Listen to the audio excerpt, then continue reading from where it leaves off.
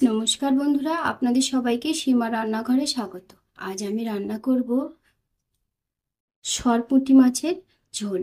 তো সরপুঁটি মাছের ঝোল রান্না করার জন্য আমি প্রথমে দেখুন একটা কড়াই বসিয়ে দিয়েছি, আর কড়াইটা গরম হয়ে গেছে। কড়াইয়ের মধ্যে আমি এখন দিয়ে দেবো তেল।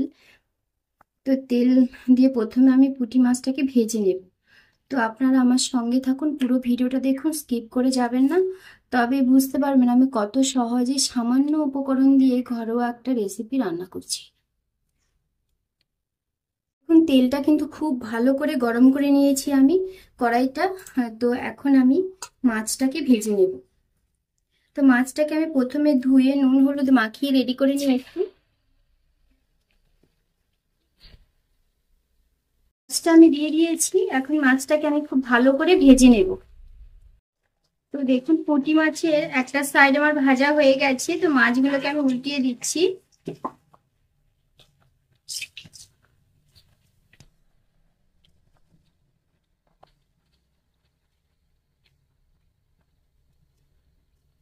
মাছগুলোকে উল্টিয়ে দিয়েছি আরেকটা সাইড ভাজা হওয়ার জন্য। আর গ্যাসের ফ্লেমটা এখন আমি মিডিয়ামে করে দেব, তাতে করে ভালোভাবে মাছটা ভাজা হবে। গ্যাসের ফ্লেমটা হাইতে থাকলে মাছের উপর সাইডটা পুড়ে যাবে আর ভেতরে ভালোভাবে ভাজা হবে না।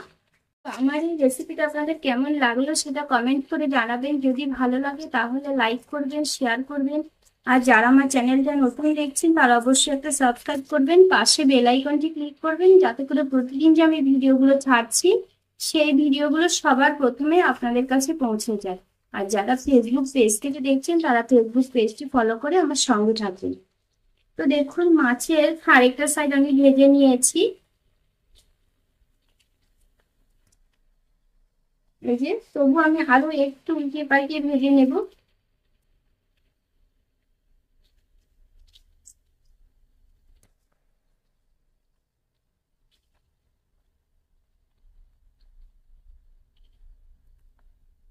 মাছটা ভাজা হয়ে গেছে, মাছটাকে আমি এখন তুলে নিচ্ছি।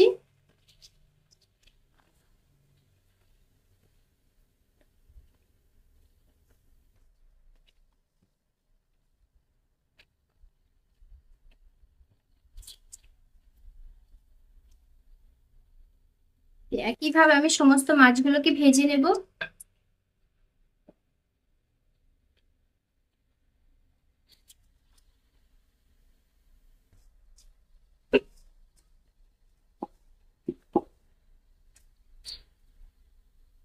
এখন পুরো মাছটা আমি ভেজে তুলে নিয়েছি। তো ভাজা মাছ তুলে নেওয়ার পরে অল্প একটু তেল আছে, আমি সেই তেলের মধ্যে আর অল্প সামান্য তেল অ্যাড করব। তো দেখুন সামান্য একটু তেল অ্যাড করেছি আমি। আর এখন আমি তেলের মধ্যে দিয়ে দেব গোটা জিরে। গোটা জিরেটা আমি দিয়ে দিয়েছি।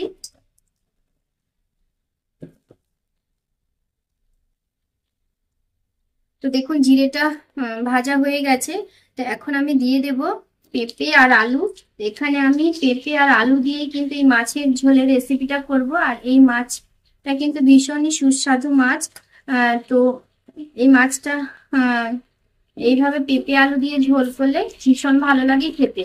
তা আপনারা অতি অবশ্যই একদিন বাড়িতে এইভাবে এই মাছের ঝোল রান্না করবেন, রান্না করে খাবেন আর বাড়ির সবাইকে খাওয়াবেন। তো দেখুন পেঁপে আলুটা আমি দিয়ে দিয়েছি, দিয়ে তেলের সঙ্গে একটু নেড়ে চেড়ে মিশিয়ে নিয়েছি। এর মধ্যে এখন আমি দিয়ে দেব স্বাদ মতো নুন। স্বাদ মতো নুন আমি দিয়ে দিয়েছি, এখানে আমি 1.5 চামচের থেকেও একটু কম দিয়েছি নুন। আর দিয়ে দেব হলুদের গুঁড়ো।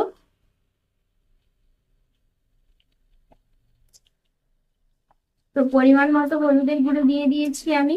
আর দিয়ে দেব আমি পেঁয়াজ বাটা। তো দেখুন একটা পেঁয়াজকে আমি হাফ বাটা করে নিয়েছি, পুরো মিহি করে পেস্ট করিনি আমি, এইরকম আধ বাটা করে নিয়েছি। তো আধ বাটা পেঁয়াজটাকেও আমি এর মধ্যে দিয়ে দিচ্ছি।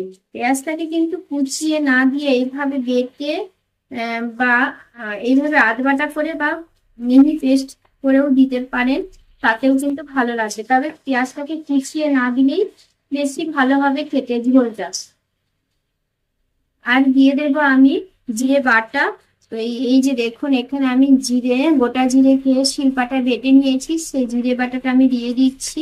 তো এখানে আমি জিরে বাটা গোটা জিরে 1 চামচ গোটা জিরেকে শিলপাটায় বেটে নিয়েছি, সেটাই 1.5 চামচ পরিমাণ হয়েছে, সেই বাটাটা আমি দিয়েছি। আর এখন দিয়ে দেবো আমি লঙ্কার গুঁড়ো। তো লঙ্কার গুঁড়োটা দিয়ে দিচ্ছি। তো এটা আমি কাশ্মীরি লঙ্কার গুঁড়ো দিয়েছি, তাই জন্য একটু পরিমাণে বেশি দিয়েছি। আপনারা যদি ঝাল লঙ্কার গুঁড়ো ব্যবহার করেন তাহলে পরিমাণে একটু কম দিতে পারেন, কোনো অসুবিধা নেই। তবে হ্যাঁ, ঝালটা যে যার পছন্দ মতোই দিতে পারেন, তাতে কোনো অসুবিধা নেই। তো দেখুন, এই যে মাছের ঝোলের রেসিপিটা আমি রান্না করছি, এতে কিন্তু আমি কোনো রকম আদা বা রসুনের ব্যবহার করিনি। তো দেখুন, এই যে সবজিটা পেঁপে আর আলু, এটাকে আমি খুব ভালো করে কষিয়ে নিয়েছি। এখন আমি দিয়ে দেবো সামান্য একটু জল। সামান্য একটু জল দিয়ে দিচ্ছি, খুব বেশি নয়, সামান্য জল দেবো। জলটুকু দিয়ে আমি আবারও পেঁপে আর আলুটাকে ভালো করে কষিয়ে নেব। এখন আমি গ্যাসের ফ্লেমটা একটু বাড়িয়ে দেব। তো দেখুন, খুব সুন্দর করে আমি সবজিটাকে কষিয়ে নিয়েছি। তো কষানো হয়ে গেছে, আর মশলাটার থেকেও তেল ছাড়তে শুরু করেছে দেখুন, হালকা হালকা। তো এখনো পুরোপুরি কষানো হয়নি, আরো সামান্য একটু কষিয়ে নেব।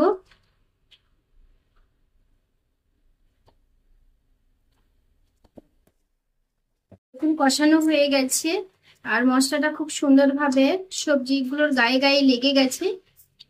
তো হয়ে গেছে কষানো। এখন আমি দিয়ে দেব জল।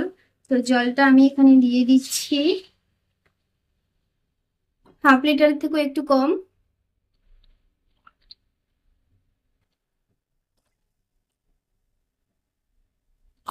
তো এখানে এতটা পরিমাণ ঝোল আমি রাখবো, তার জন্য আমাকে আরো একটু জল দিতে হবে, কারণ পেঁপে আর আলুটাকে সেদ্ধ হওয়ার জন্য।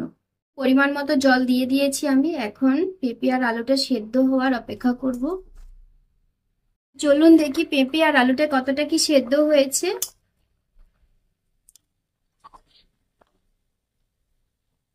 দেখুন, পেঁপেটা খুব সুন্দরভাবে সেদ্ধ হয়ে গেছে, আর আলুটা একটু দেখিয়ে দিই, আলুটাও কিন্তু খুব সুন্দর সেদ্ধ হয়ে গেছে। তো এখন আমি দিয়ে দেবো ভেজে রাখা মাছগুলোকে।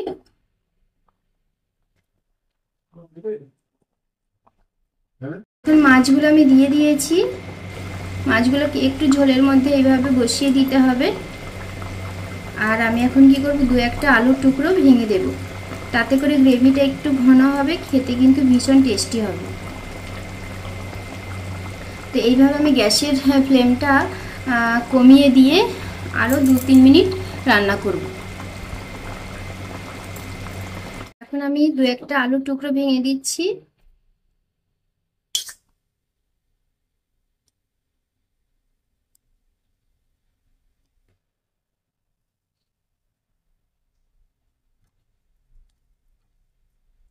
খুব বেশি না, 2-1 টুকরো আলু ভেঙে দিলেই হবে, যাতে করে আলু মাছের ঝোলে যে গ্রেভিটা একটু ঘন হয়ে যায় মাছের ঝোলটা। তো হয়ে গেছে, এখন আমি মাছের ঝোলটা নামিয়ে দেব। নামিয়ে দেওয়ার আগে দিয়ে দেব ধনেপাতা কুচি।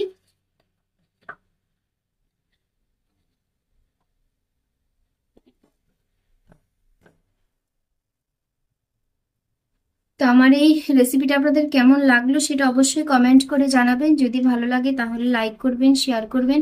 যারা আমার চ্যানেলটা নতুন দেখছেন তারা অবশ্যই একটা সাবস্ক্রাইব করবেন, পাশে বেল আইকনটি ক্লিক করবেন, যাতে করে প্রতিদিন যে আমি ভিডিওগুলো ছাড়ছি সেই ভিডিওগুলো সবার প্রথমে আপনাদের কাছে পৌঁছে যায়। আর যারা ফেসবুক পেজ থেকে দেখছেন তারা অবশ্যই ফেসবুক পেজটি ফলো করে আমার সঙ্গে থাকবেন। তো দেখুন, হয়ে গেছে মাছের ঝোলের রেসিপি। তো নামিয়ে দেবো আমি। নামিয়ে এখন গরম গরম ভাতের সঙ্গে পরিবেশন করব। তো নামিয়ে দিলাম। তো আপনারা সবাই ভালো থাকবেন, সুস্থ থাকবেন। সবাইকে টাটা।